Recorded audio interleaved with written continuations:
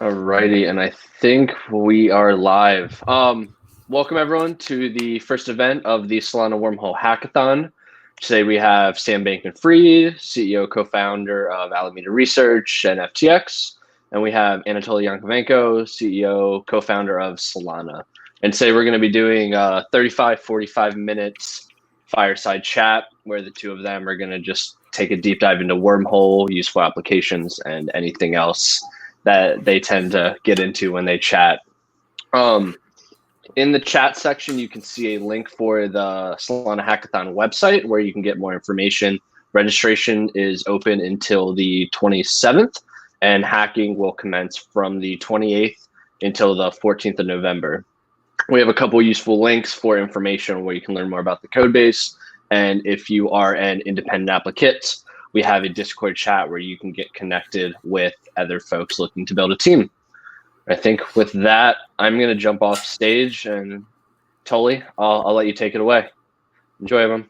Hey folks. Really good to be here.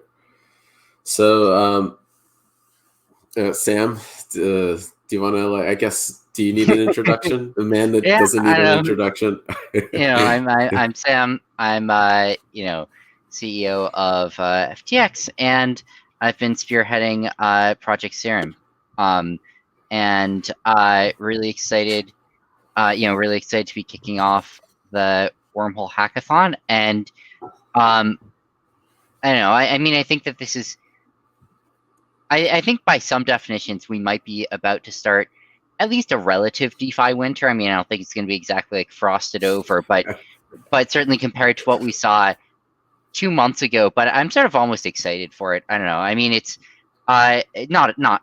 Whatever. Everyone always likes when prices are going up. I prefer that too. But it does sort of feel like not so much of a winter that no one gives a fuck, but maybe enough of a winter that there's sort of like more focus on building and more focus on useful products and stuff, and less on I heard there's a new ERC20 token today. Did you? Yeah, I think what's interesting, from a market perspective, is that the expansion drives new teams to come and join the space and then build. And usually that expansion is kind of goes a little too far too fast. But at some point, I think we're going to get a continuous set of impulses in the space where it never feels like there is a winter, which I think is almost true today, right? Because Bitcoin is going up like crazy, but there's no veggie tokens, right, to bet your money on. Yeah, it's interesting. Actually, I don't know. I sort of. Okay, I was about to make a vacuous statement. It's stupid. It's I wish I knew when Bitcoin was going to go up and why. But, but I wish I knew more for sure what was going on now, because I think there's some interpretations of what's going on right now. For which the answer is how many times have you heard that the institutions are coming? I think once a month, maybe for the last 10 years. Sort of Goldman Sachs is always just about to jump in, according to crypto Twitter. But I don't know, this sort of feels like at least the institutions came, a few of them at least. Yep. And maybe that was some of this, and maybe in size, I think maybe a few $1 billion worth over the last month. I don't know for sure, but you I don't know, probably weight the various rumors you hear, and sort of feels like maybe MicroStrategy. Yeah. It actually was just the appetizer here. That'd be pretty cool, if if the floodgates were actually, I don't know, floodgates are opening, but maybe a panel fell down on them at least, and there is a little bit of a faucet. So let's kind of get a bit more back to the topic at hand. Yeah. But this is all very tied together. I think I've always kind of saw blockchain as an implementation of an exchange, a really cool one, right? But at the end of the day, I feel like these systems are custodians, even if it's something as decentralized as Bitcoin or Ethereum. You have machines that are not you not your brain, right, that are custody of things, and you have cryptography that kind of protects that state. So bridging these systems, I think, is like a way for us to almost implement, connections between exchanges like that aren't based on a business kind of like negotiation between, like FTX and Binance to allow transfers between the two, right? Yep. I think that's like the boring world, right? And I think like the bridges that we're building, like Wormhole, are this total automatic implementation that allows this stuff to happen without any paper. Yeah, and it's interesting. Like, I don't know what the end state is here. Like, it's, the fewer bridges, the better. Obviously, not the fewer bridges you have. The more bridges you have, the better. The fewer bridges you need, the better. But where's this all end up? I don't know exactly. But it's certainly like every step that you can make here helps. Every step that you can reduce intermediaries, that you can, and I think that like when people think about this, I don't know what other people think about, and I think other people sort of probably think about like, are they about to run away with the money or something? I actually that's certainly a thing. One thing that I think about definitely is like March 12th. Whenever sort of you talk about the need for a bridge in a place, like the first thing that comes to my mind is, so it's March 12th and Bitcoin just fell from 8,000 to 4,000 in the course of like 12 hours. And now you want to do something. Does it work? And I think the reason is that there's a lot of things that like usually you use them and they just work, and you can't even tell the difference between different systems. Like it's sort of just like yeah, everything works. Withdrawals from centralized exchanges just work. And then you're like, okay, but what about when you really need them? What about when everyone needs them and everything is fucked? Like, what about when every part of the system is massively strained?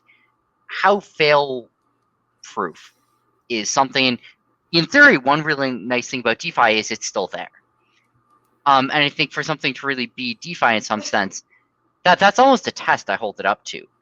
Is like on March 12th, when everything's going to shit and everything is stretched extremely thin, and anything that could shut down is starting to shut down, not even intentionally, just because like sometimes people don't have enough hands to not shut something down. And I can like get into what that looks like, but you certainly having managed an exchange through March 12th, like boy, was that an experience. Like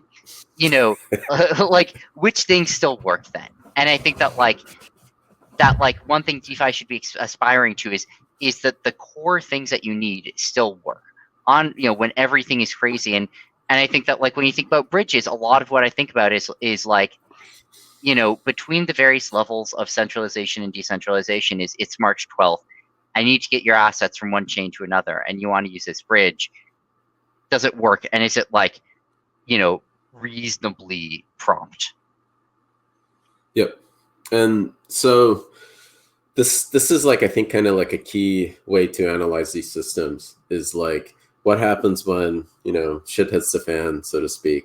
Can we still like actually trust this? And with a layer one, you kind of get this continuous, massive like bounty, right? But bug hunt on the layer one. Like if everyone is always trying to hack Ethereum and every other layer one, and these systems kind of become resilient really quickly, or they die. We see massive survivor bias, right?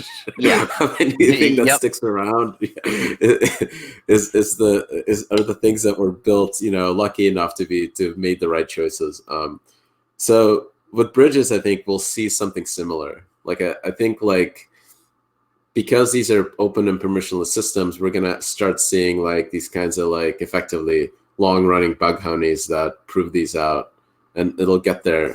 But it's just kind of, to me, always been a matter of time. Like it's just, do you trust a new bridge, or do you trust a bridge that's been running for like 2 years, right? And it's seen some ups and downs through the market cycles. Yep.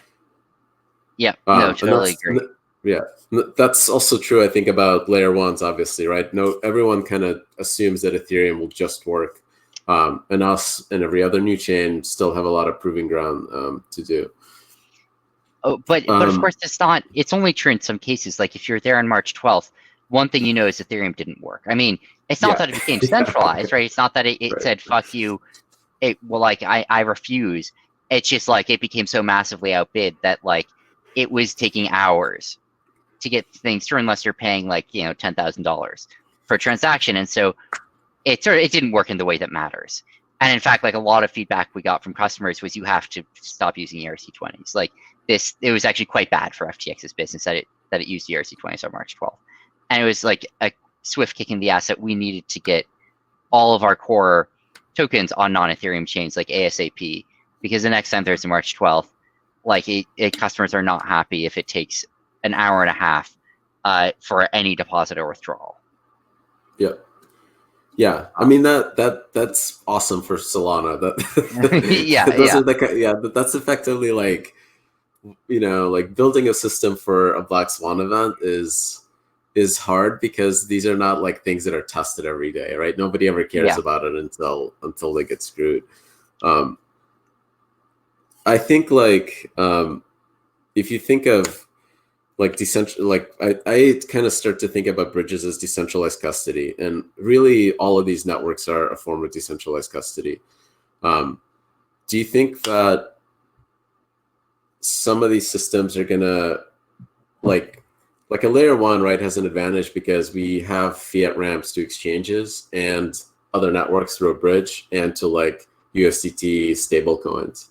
Like it's not like a simple thing anymore where you only have one exit point back to Ethereum, right? Yep. So in those Black Swan events, I imagine that like the combination of all of these is what's going to prevent like the whole infrastructure from falling over. That a user like can go to Ethereum, right? Or they can go to FTX, right? Or straight to USDT. It's a good question. And I think that what you have to ask is like, where is the liquidity during a Black Swan? What still works, right? What still grounds everything? And it's definitely different, but I think one thing that I'll mention, I think sort of one interesting thing, is the answer is like quite different for USDC versus USDT. And I don't even know that it's hard. Like it's not easy to answer the question of which is more liquid in normal times or in Black Swans necessarily, because they're very differently liquid. And USDC is the world's leader in primary liquidity, and what I mean by that is like creation redemption liquidity. So like its calling card is that even when things are going to shit, you send USDC to a redemption portal. Usually within an hour, you've got funds in a bank account. It's not like it's sort of like in like 99% works. Like I wish it were 100, but everything else is like 80. So it's like really running laps around the pack there. And in fact, almost every other stablecoin, like the more you use it, you're sort of like, okay, you know what? This is actually just as good for like most days use. But boy, do I not think on March 12th, it's going to be fast to create and redeem. I don't even know why it won't, but it won't. Like there's just too many rickety steps in the process. Like there's too many people that have to be awake and on Telegram and responsive. And when everything's moving, they've got other things to do. Like it's going to get stuck between two intermediaries. So that's one thing about like, I think that USDC is great for is like, if you had to say like, you've got a thing on the blockchain and it needs to be $1 in your bank account, as fast and trustworthy a way as possible, what do you choose? I choose USDC, and you don't need anything else except an account on USDC for it. On the Circle portal, so I'm fudging it a little bit. Like the Coinbase portal is quite good usually, but it has issues. Things get backed up, so there's still some rough things around the edge, but it's quite good. On the other hand, its secondary market liquidity is actually not that great. Like markets are like okay, but somewhat thin. Tether is complete opposite. Like you can create it, you can redeem it, but it's not the easiest thing to. And certainly when everything's going to shit, you should just add a few days onto your like expectation for that. Like when is when is the Tether team going to have capacity to listen to your redemption request? Not that they don't want to process it, but that like they got too many to process all. Like they're just clicking as fast as they can. So I do not trust that sort of like primary liquidity on a fast time scale when things are crashing. But when it comes to secondary market liquidity, it often has more than USD does. Like it often has more exchange liquidity than actual dollars. And so for that, I think the important thing is being able to get it between wherever you're using it and centralized exchanges.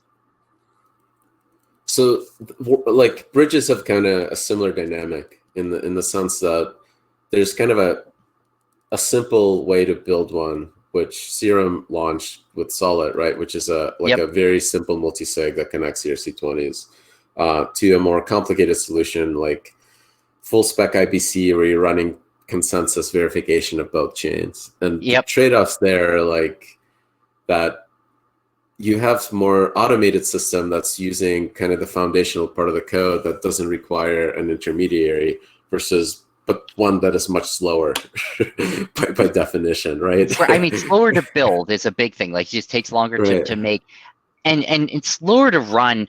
I also think that there's some interplay there. Like I think that you could cut down like the sort of things you're sharing now, like days to weeks to go through optimistic rollups is terrifying. Like that doesn't work. That can't be the answer.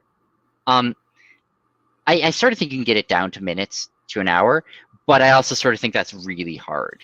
Like that's the sort of thing where like you have to make the process extremely streamlined and extremely optimistic and really trust all the reward systems work and are not abusable. I think it's doable, but I think it's like, it's like, you know, we tried to draft out this like a 10-page paper just to draft out the specs, and that was without building any single part of it. And I'm sure, like, we even get into like what happens if there's a fork. Yep. So our approach is like actually doing all of these things in parallel because I like shipping code more than discussing design. So Wormhole is like a simple multi-sig with some caveats that it's a larger set and it's run by the Solana validators, which we kind of have there's interesting parallels there, right? Anytime you move Ethereum to another chain, you're depositing it into a contract and you're trusting the logic of that contract. Like you're effectively giving this contract your funds, and then you're saying whatever logic is executing inside this thing, it really controls who gets to spend. And with a light client implementation, it is equivalent to transferring those funds to a remote multi-sig that can create and manufacture those headers at any time, which is kind of a different way to think about it. Like people typically don't visualize these systems as multi-sigs, right? Like they think of consensus as some magical thing that just makes everything decentralized and impenetrable. So which is, I think, like at the end of the day, probably good and bad, because if all the actors behave correctly, it is equivalent to that. And there's just enough support to prevent bad actors from kind of running away with it, that people can trust these systems. Do you think like we will ultimately need to have insurance for like bridges? Like, do you guys see like institutionals that are coming in that have some ETH that deposit funds into a bridge? Do they want those funds insured? So I'm going to be honest. I have not been sold on DeFi insurance. You might have centralized insurance for it. I'm like not sold on like on-chain insurance, and the reason is it's just so fucking capital inefficient. Like the whole thing with insurance is you're trying to protect against a black swan, but that means you have to have the funds to pay out to a black swan sitting there in a contract. Sort of by definition, is going to be massive payout, low probability, which means in almost all worlds you have massive amounts of capital sitting there doing fuck all. And so anyway, that's sort of like. But I think centralized insurance pools, I think definitely could happen.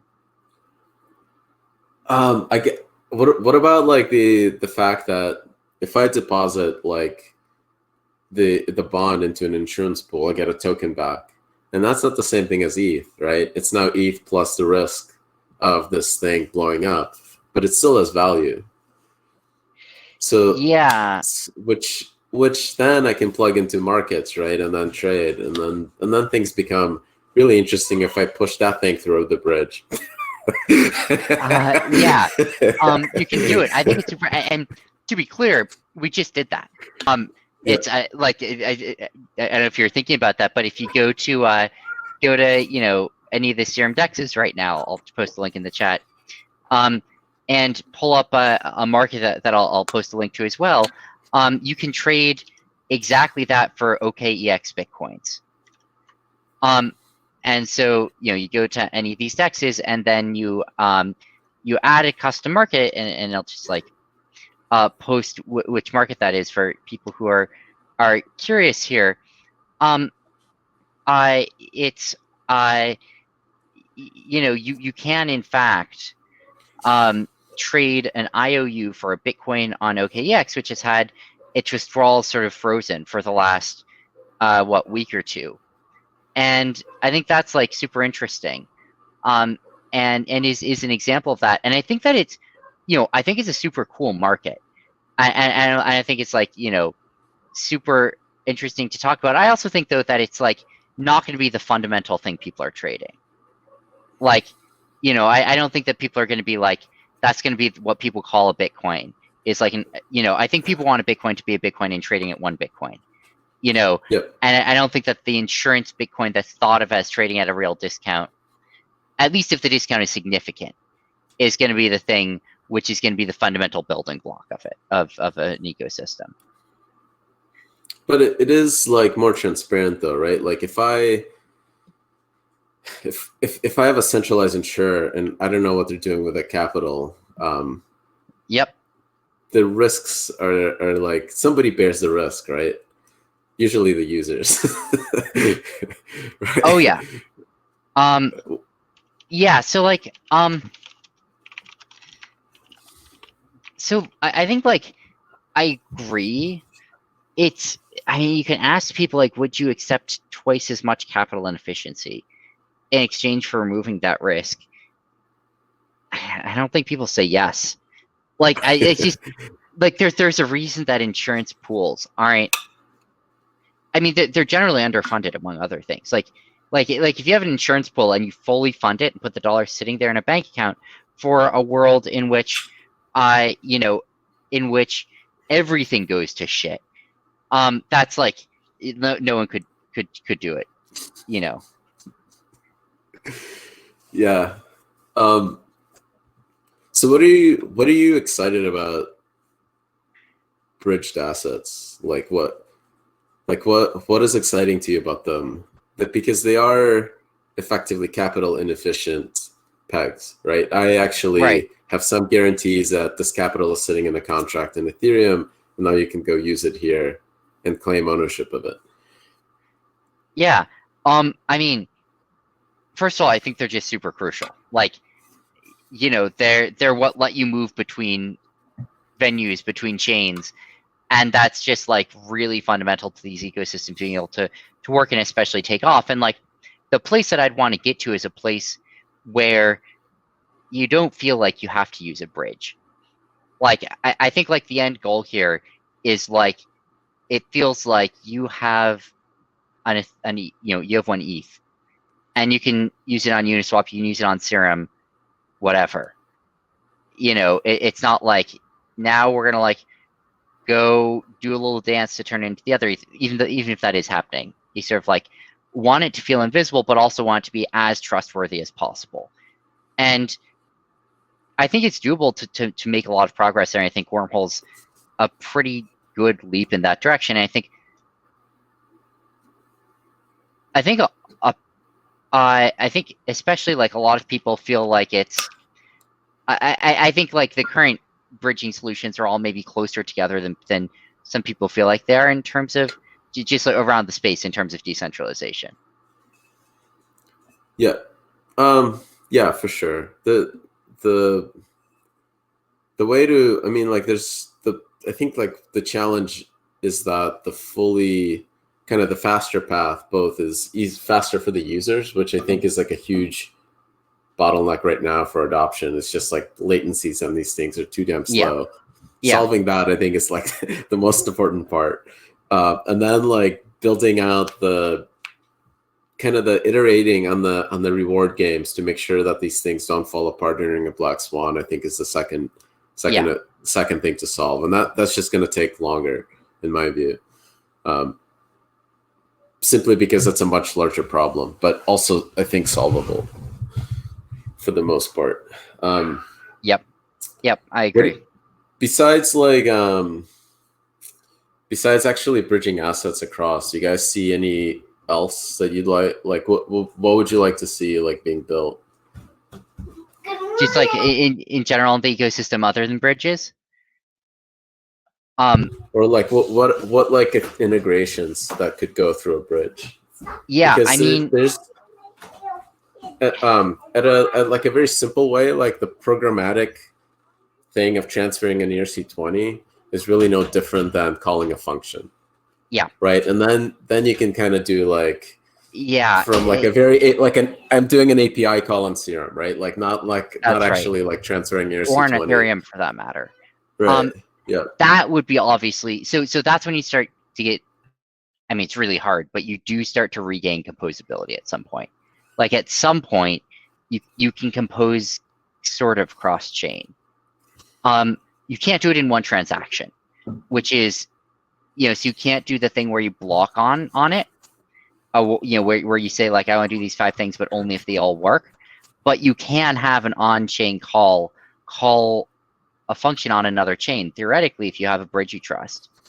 And that's super powerful, right? Then you can start using Compound to power margin trading on a Serum DEX, like Ethereum-based Compound.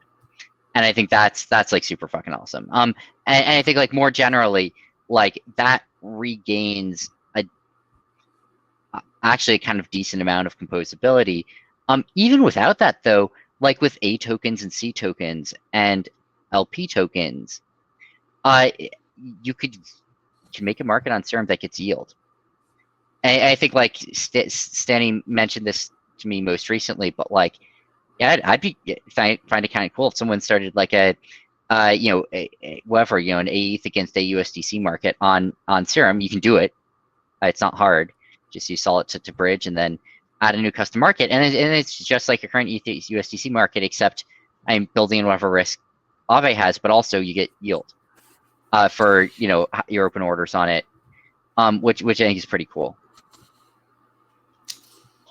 Yeah, that to me is also like really cool. If Ethereum had enough like juice in the VM, you could actually do a full round of consensus of Solana and stuff it in the 15-second Ethereum block. So you could do like almost like a synchronous call, which would work. So that's doable. The problem is more computational, and we could it doesn't let you do things on Ethereum that you can't do if you're not doing this nonsense. It doesn't make it faster than before. So well, one cool thing that I've been thinking about is like this information that's basically computed on Ethereum on Solana now, like using Serum, is really like much more stronger bounds on the security of it than an oracle, because you have real market makers that take a position, that take risk with that position. So that spread is real, right? This is information that is like really hard to get to. And like if you use an oracle, you're kind of effectively always, behind the times, right? That people can always arb your oracle news itself, because there's really not enough like skin in the game for that oracle price, right? Like Serum data actually has skin in the game. I think it's like surprisingly few people seem to be really I think on-chain oracles, like if your oracle doesn't need to cross chains, first of all, then you don't need this whole multi-sig stuff, or a lot of it you can just like fucking look at the DEX price, which is nice. And theoretically with bridges, you can bridge that across. You can bridge oracles directly, which reduces a lot of the failure modes of them and speeds them up. Yeah. So like, I mean, you could potentially kind of get rid of a lot of the risk of custody by having this information that's basically computed on Serum that being bridged over to Ethereum. Yep. Right? Like you can move the entire like order book info, right? This is the spread and all the prices. I agree. And that proof itself could like drive a Uniswap market where Ethereum users are not like scared of taking risk, right?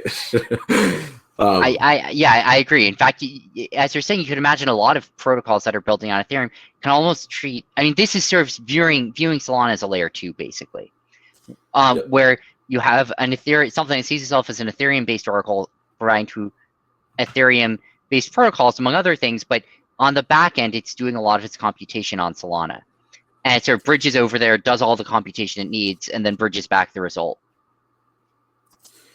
And that to me is like almost like this idea of like, I don't know, I've been tweeting about this, that block space is fungible. It doesn't matter where this stuff is computed.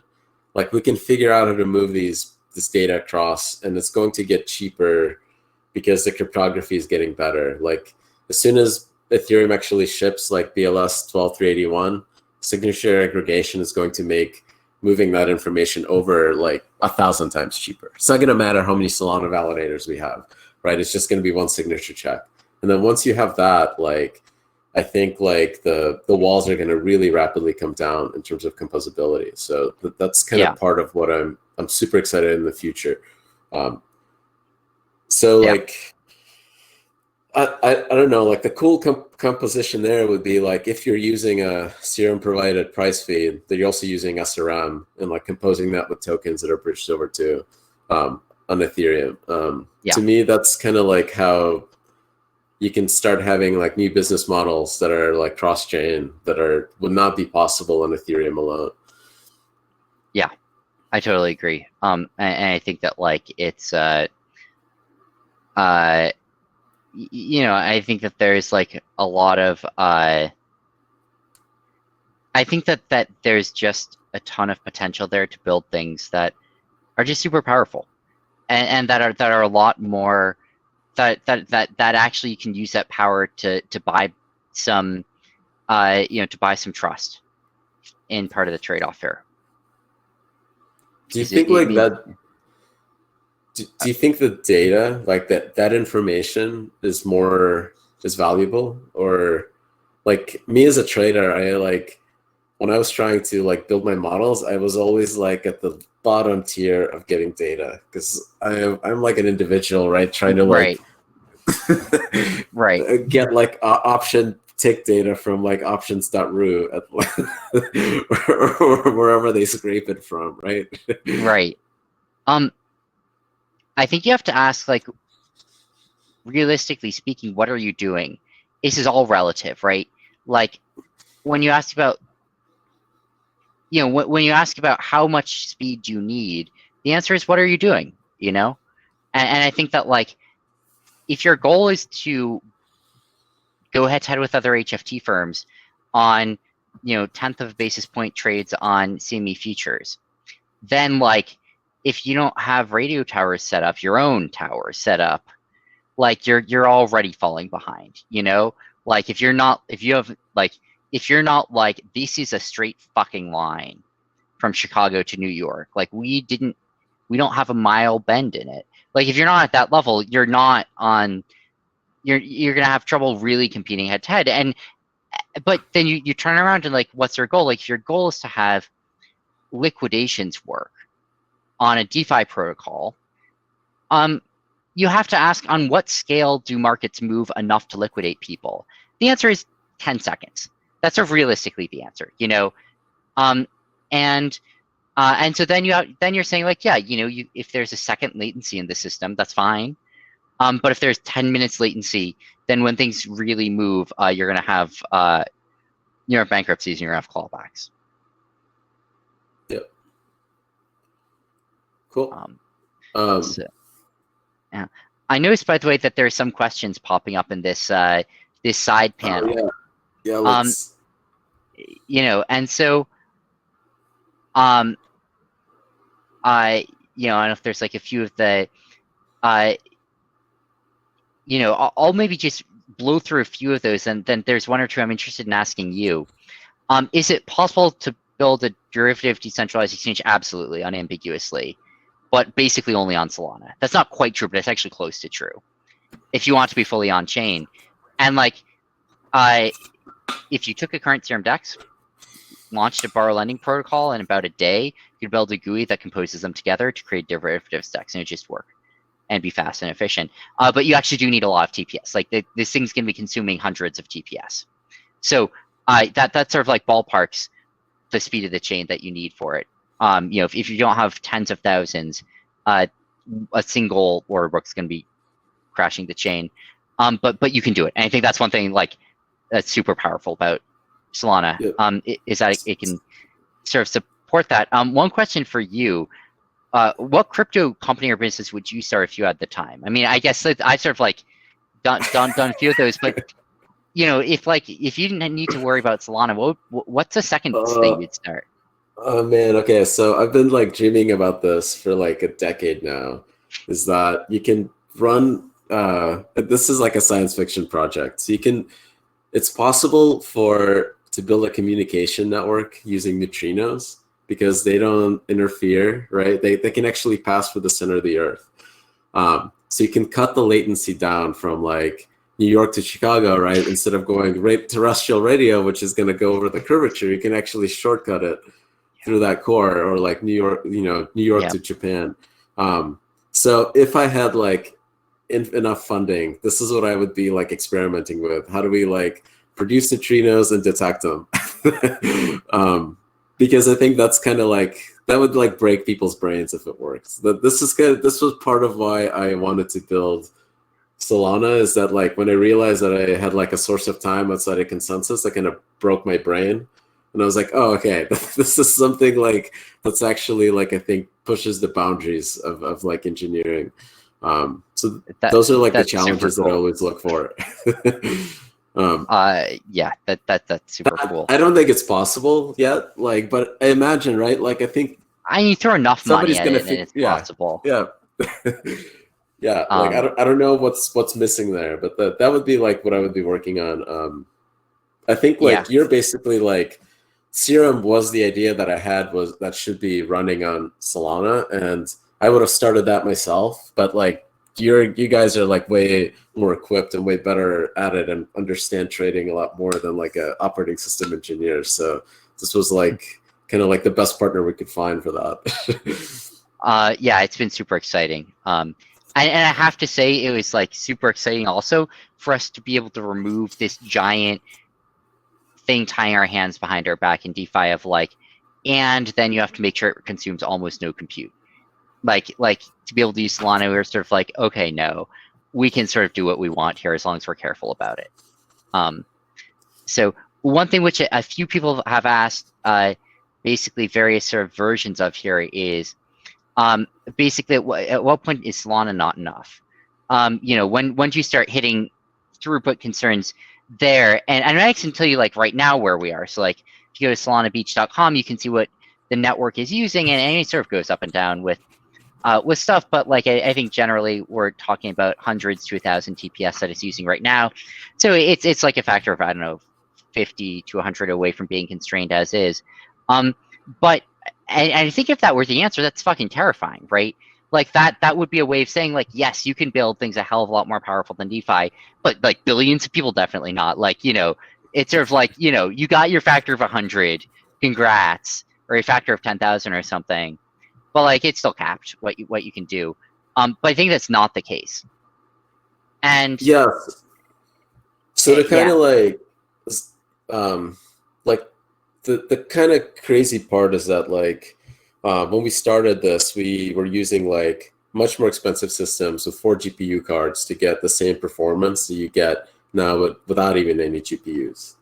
But those GPUs are still there, and NVIDIA actually shipped one that is like 4 times more powerful. So if you go to like our forums, there's people experimenting with newer builds, and they're seeing performance over like around 300,000 TPS. So like you kind of like, and this is still just a single box using consumer hardware that like you can go on Amazon and like click and it'll be delivered to your house within like, 24 hours. Yeah. And to be clear, it's not going to be a $50 computer, but we're also not talking about like $1 million supercomputer, right? We're talking about like standard desktop like expenses. Yeah, right? like it's an expensive gamer machine, so like 5K, but that's cheap compared to like what That's cheap compared AWS to deploy, fucking mining rigs. right? or like servers that exchanges use, right? Like, or anything like that. Like Yeah. those systems. So yeah, I mean, FTX is spending. I mean, it's spending millions a year on servers. Like, So yeah, to that question is basically like, are we going to see steady state growth that is going to get us to those performance limits? Or are we going to see like spikes that are like black swan event spikes? And there's different ways to deal with those. Like for the spikes, you can actually pretty quickly get validators to upgrade their machines to a cloud system that's much more powerful for that duration of the swan event. But that like rotation is as fast as just moving a key pair over. Like literally can be done in like under a minute. yep.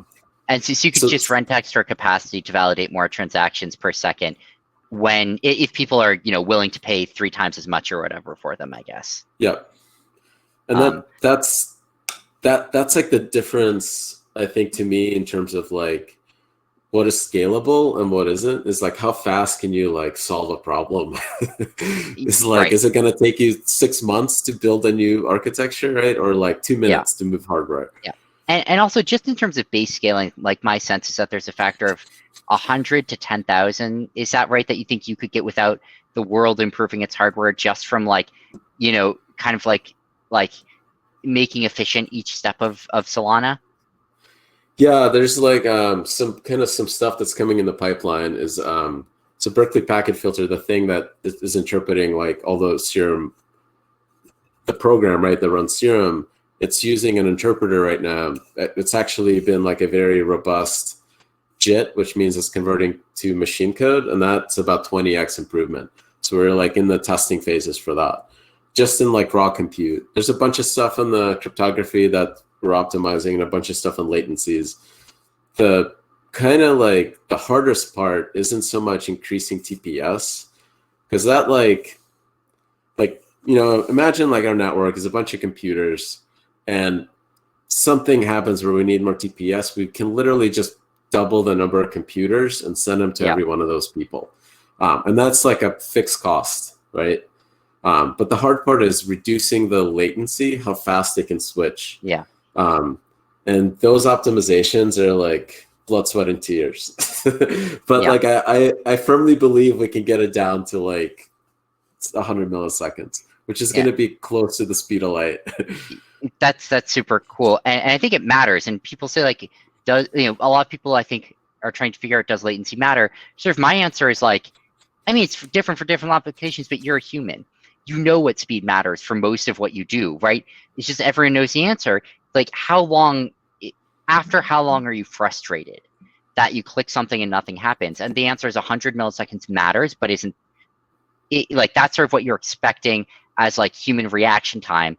A second is about what you expect for like round trip responsiveness from things, and anything more than that starts to feel kind of slow. And so I think there's like a natural scale for a lot of things, where like you're talking about 100 milliseconds is sort of the base unit of latency, and getting down to that doesn't allow everything, but it allows a lot of things to feel super smooth. Another thing I'd say, just like when I hear that, is that's so different than how almost any other chain talks. The way that you talked about like throughput on Solana, it's like almost every other chain, it's like, this is the number. It's like, this is hard coded into the protocol. Maybe in 5 years, we're going to have some giant clash over whether to double that number. And I think that Solana is like the whole fucking protocol is built around like, no, bigger numbers are better if you can get them. And like, we should try to naturally scale with Moore's law, and we should try to like remove inefficiencies where we can to grab those measly factors of 100 in total value of the network in limit cases, and it's just almost no one else is thinking about it that way, and it's just like hugely different to think about scaling not as like a checkbox, but as a core thing that can always be better, and that you should always be be keeping in mind. I mean, this is like, I think I mean, I'm an engineer, right? And this is what I spent like a decade on, is I don't even know how to think differently. So, Right. so this is, yeah, this is why we're doing it. Is mostly like, I think there's also kind of think a fundamental reason why that's important is because the lower you can make those, the higher like capacity you can increase, the cheaper the transactions get, and you can start then like kind of, it becomes like almost stupid to not use it. Like if you're Yeah. talking about like building a social network, like you could build it on a decentralized platform and capture more value because it's decentralized. And if the costs of operations are now as cheap as like AWS, you wouldn't not make that choice, right? Like you would kind of like just kind of start using the system as AWS at some point, because Yeah. And more general terms, like, hey, I've got an idea. What if you took the internet, but you restricted it to only 2015 levels of throughput? Everyone would be yeah, like, no, how about not that idea? Like, how about what we're doing yeah. now instead? Like, I kind of like the fact that we can do more now and that things aren't slowing to a halt over time. So there's a question for you, I think. What needs to happen to get like 100x daily trading volume in Serum? Oh, it's so easy. I mean, it's right. And when I say that, why do I say it's so easy? The first thing, to give a stupid answer to that question.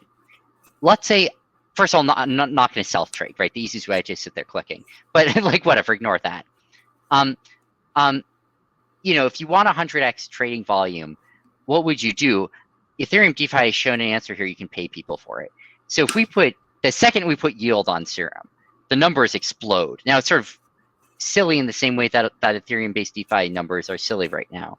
But you could do it, and kind of thinking about doing it almost just as like a lark.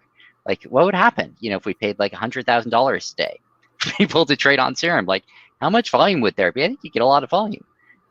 So, the first answer is that you put some yield in the system, and all the numbers go wacky. But I think a key part of that is I can support it. Like, it's not like you can't do that. It doesn't break if you do that. It can support billions of dollars of volume today with matching engines and everything else. And the liquidity is there too. You pull up one of these, pull up a Serum DEX. It's liquid. It's sort of like comparably liquid to decentralized exchanges. Like, there's really nothing fundamentally stopping it except people choosing to use it as an execution platform. And whether it's because it's incentivized or whether it's just because you're like, oh, wait, this actually is as good as a centralized exchange experience. Not there yet. There's a lot of UI work that needs to be done, but it can get there. And as liquid, and also it's on chain and composable and trustless. Like, that's pretty cool, right? And like some big firms decide to move over and start trading there, like literally overnight. It could happen. So it could be a 3-year grind, or it could be like a 1-hour sprint, or anything in between. Do you need like, do you think that the yield kind of approaches are create like a customer base, or are they kind of like modeless? Do you kind of just get like a bunch of users to jump in and then they leave? They get everyone to bother getting over the activation energy. They're not going to stay if they don't want to stay, but they're going to have come in the first place. I think people are misusing it right now.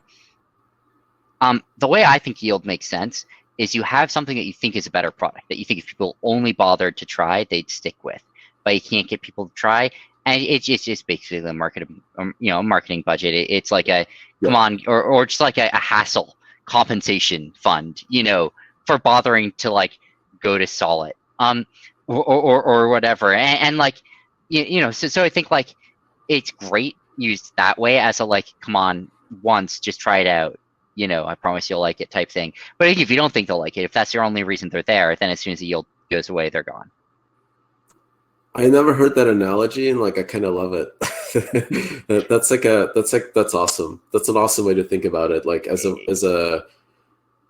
effectively like when PayPal would send you like, what did they send you, $20 at the start, right, to go try to use it. One person who's building a really fucking cool application on Serum, which I hope is going to come out in the next month or so. I might be the biggest one on the protocol.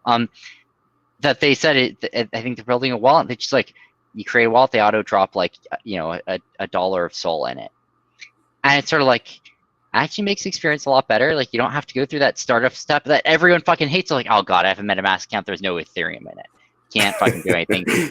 Time to go to Binance and buy this like 0.1 Ether, send it over. Okay, now I can do this thing. Now I can kind of kickstart this. Now I can even go to Uniswap and buy more Ethereum or whatever. And there's the same thing on Serum, where like step one is get like a penny of Solana, so that you can then go to Serum and buy more Solana. So you can, and you really don't need much. It's a hundredth of a penny for gas. So it's not like you need thousands of dollars, but you literally can't do the first transaction. So you have to. And so it's just things like that, I think, are like really effective ways to spend little bits of money to like get people over the hump. Yeah, that is like, those are like it's a little different than yield, where you are basically trying to hack people into like to like move liquidity over. Like I think like that's like a yeah. But treating it as an active like that like kind of activation function, I think is like really a really good approach. Yeah, so I really don't like quoting numbers that come from yield. Like I really don't like saying TVL or volume of something that's yield based, because those numbers are totally fake. Like they're there because of the yield, and you sort of can't count them until you get rid of the yield. But I think it's a totally legit thing to do as an activation energy thing, and say like, disclaimer, ignore these numbers for the next week. We know they're inflated, but we think even after the week they're going to be higher than they were before, because we will have gotten a bunch of people to like figure out how to use the system. So there's a question at what industries apart from DeFi do you think Solana is uniquely suitable for? I think that like markets in general are very applicable to a ton of industries in the world today, because like one of the things we like did demos on early on was like very boring 5G deployments, but structured in a way where you had people that could bring in arbitrary access points and devices with cryptography that could effectively associate with those access points.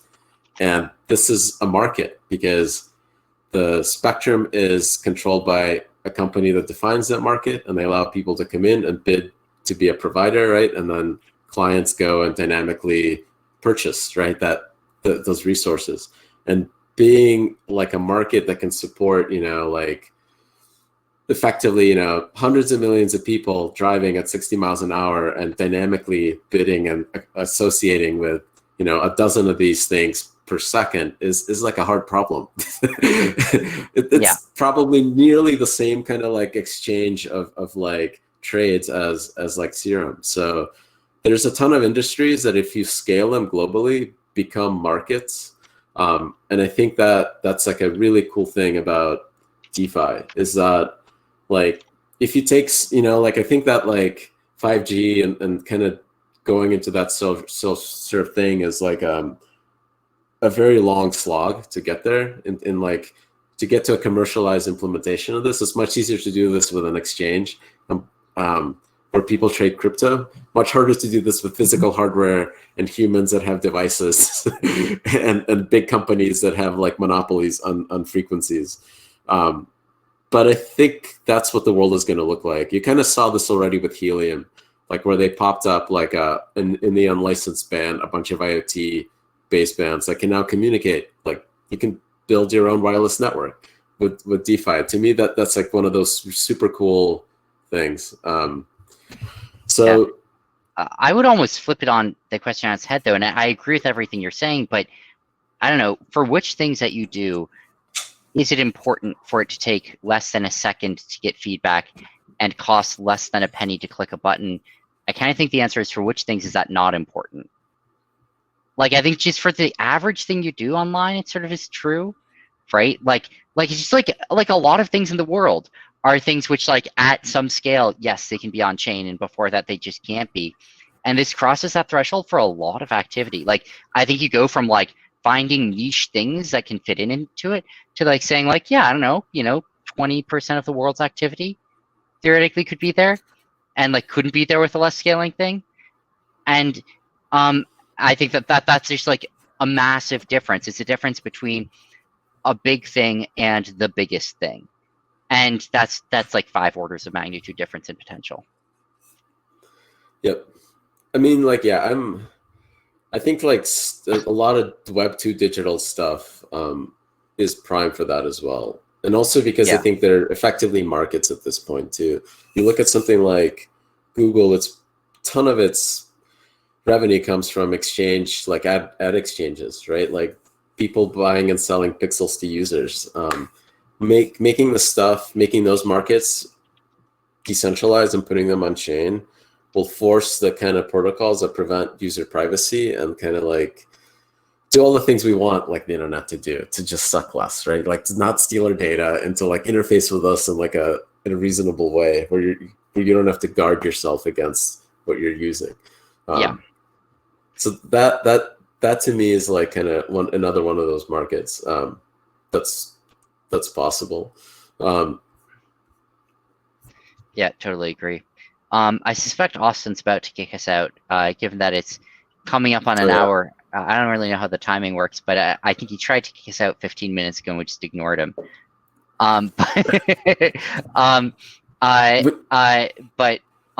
There's a question here. Like, I'd love to do a chat with Sebastian and like his experience in working with Solana one day. So that would be fun, I think, for devs to hear. Oh, I think that'd be great. And just like sort of, like war stories from from the Western or Eastern Front, I guess. But yeah, I think that would be I'd be super interested to hear that. We should we should set that up. Cool. Sebastian, for those who don't know, is one of the kind of core Serum developers who's been building out a lot of the more intricate on-chain pieces of kind of core Serum objects.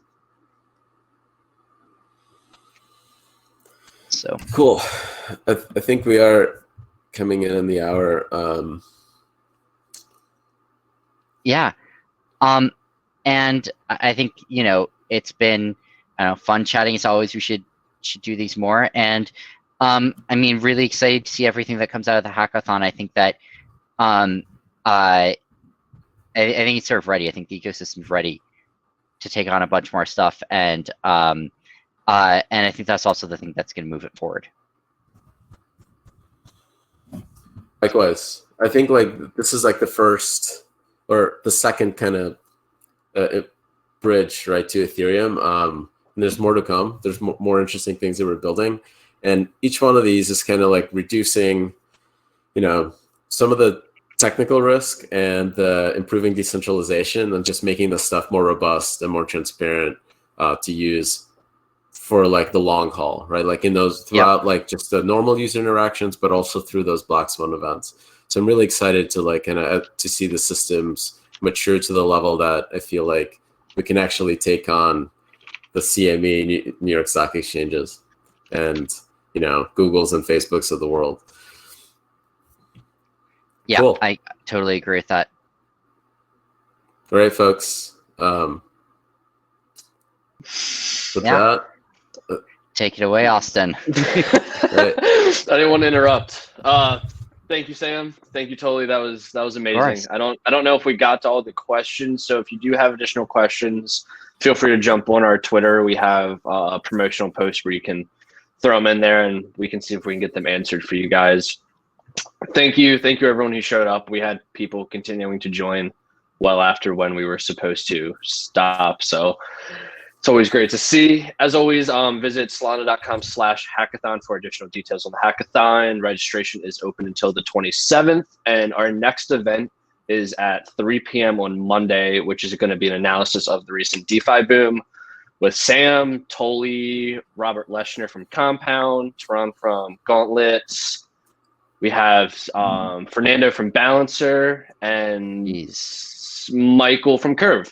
So it's loaded speaker panel. So it should be a good one. And thank you all for joining. And thank you, Tolly. Thank you, Sam. Thank you, guys. Awesome. Thanks. Bye, everyone. Bye.